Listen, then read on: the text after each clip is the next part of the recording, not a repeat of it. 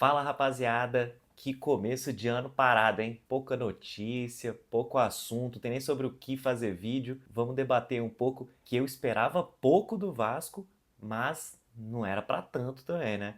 Então, curte, comenta, compartilha, se inscreve no canal aí e vamos lá. Bom, antes de falar do profissional, vamos dar uma passada pela copinha, que eu confesso que eu não acompanho muito futebol de base, eu conheço ali os principais jogadores, né? O Felipe Gabriel, o Zucarello, o Bruno Lopes. E eu parei para assistir os jogos da copinha e fiquei assustado com o nível de futebol apresentado pelo Vasco. Alguns jogadores a gente vê que são talentosos, que são bons, principalmente o Zucarello, acho que é o maior destaque ali. O Felipe Gabriel, por exemplo, sempre foi muito falado e foi muito mal nesses jogos da copinha. O Bruno Lopes, por exemplo, ele é muito forte, rápido, mas essa questão física, quando sobe pro profissional, ela some. Ele não vai conseguir se sobressair assim nos jogadores profissionais. Então, ele não é muito habilidoso, não é muito técnico. Eu não sei esses jogadores no nível profissional se a gente consegue extrair alguma coisa. O Juninho, que é rápido, que é veloz, que é ali arisco e tal, é muito pequeno, muito magro. Não sei se ele consegue jogar no profissional. Se a gente lembrar do Lucas Santos, por exemplo, que era muito melhor que ele, não conseguiu vingar por isso, por ser muito franzino, né? Até o Lócio, por exemplo, que é muito bom jogador também, parece ter muita habilidade, muita técnica, é muito pequeno também.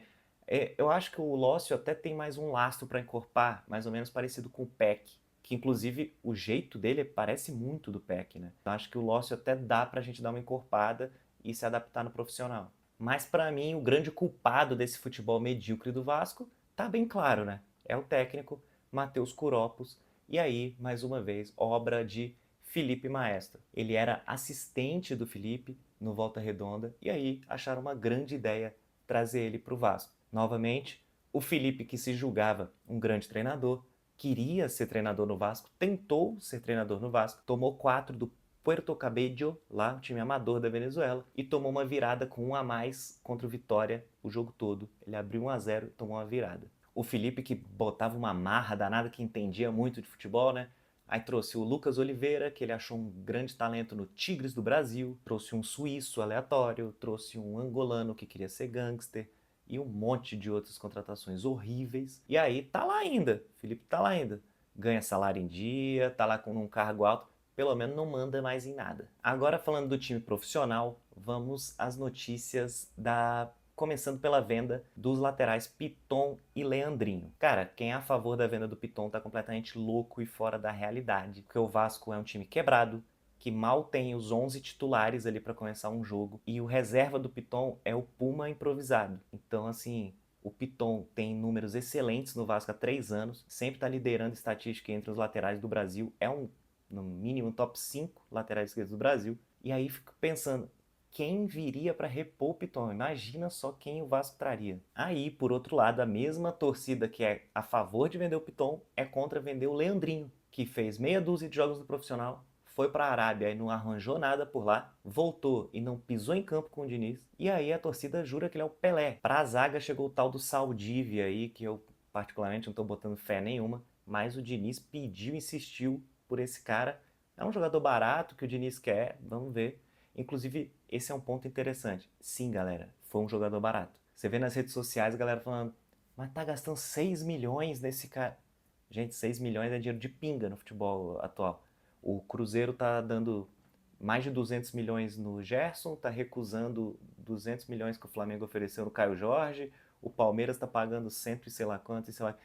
É isso. 6 milhões tu contrata um Lucas Oliveira. Se não for o Saldívia, é um Lucas Oliveira na Série C que você vai encontrar. Outra história também que já encheu o saco é o tal do camisa 8 que lota aeroporto. Uma hora falam que o Vasco está contratando o volante do Real Madrid, depois sai a notícia que o Vasco não quer contratar ninguém para esse setor. Eu espero que a notícia verdadeira seja que está procurando alguém bom realmente. Não precisa ser o de lotar aeroporto, não precisa ser o Douglas Luiz, mas alguém bom, porque a gente terminou o ano com o Barros e o Thiago Mendes ali até jogando bem, mas se eles machucam, não tem mais ninguém. Outra posição que a gente não tem reserva é a do Coutinho, né? O Coutinho ali que não estava se aguentando em pé no final da temporada. A tendência, com o passar do tempo, é piorar, né? Porque tá ficando cada vez mais velho. Trouxe o Matheus França, que não rolou. Não sei se o Diniz pensa no Nuno por ali e tal.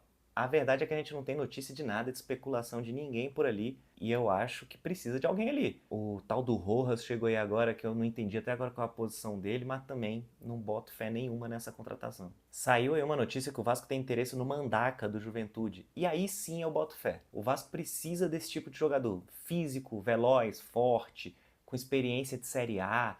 Tem que ter esse tipo de jogador no elenco, tem que rechear o elenco de opções. Não dá para só contratar promessa de 20 anos da Argentina, ou então grandes jogadores que jogaram muito há 15 anos e estão no final de carreira. Agora, no ataque, a gente tem assunto. O Ryan aparentemente vai ficar, pelo menos até o meio do ano. Renovou, tá ganhando salário alto, aumentou a multa, ele quer se valorizar para ir para um time grande da Europa. Acho difícil que fique até o final do ano. No meio do ano ali, os times europeus com certeza vêm forte. Mas até a parada da Copa ali, pelo menos, eu acho que a gente vai ter. O Nuno e o Andrés Gomes são bons, tá tudo certo, mas a gente não tem centroavante. Tudo indica que o Verratti está saindo e eu super apoio, sou a favor. Já deu, sou grato, tenho carinho, pô, deu a vida, respeitou, fez gol pra caramba, salvou a gente em alguns momentos, levou a gente longe, mas já deu. 38 anos, não consegue dominar a bola, não consegue dar um passe até ali, nem de cabeça, que era o único jeito que ele conseguia fazer alguma coisa. Não tá rolando mais. Ah, mas foi artilheiro do Brasil. Foi até o meio do ano ele fez 30 gols. Dali pra frente ele fez 2. Então, beleza, obrigado. Seja feliz pra lá. Sempre vou ter muito carinho, mas já deu. Aí o GB, que seria opção, eu não confio. O David poderia ser um falso 9, parece que está indo para o Vitória. E aí o nosso ataque seria o que terminou a temporada passada com o Nuno, Andrés Gomes e Ryan. Eu, particularmente, acho que o Ryan joga muito, mas muito melhor vindo da ponta e não de costas para o gol. E aí, dizem que o Vasco está tentando o Brenner. E aí eu acho que é a contratação.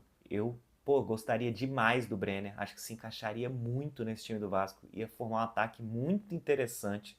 Esse eu espero que essa negociação avance e que realmente ele venha. Bom, eu acho que é isso. O Vasco não está proporcionando muita notícia, mas assim, por um lado é ruim, mas por outro é bom também, né? Porque notícia do Vasco, a chance de ser uma notícia ruim é muito grande. Espero que nos próximos dias tenha mais movimentação, tenha boas novidades para a gente dar uma animada para essa temporada, né?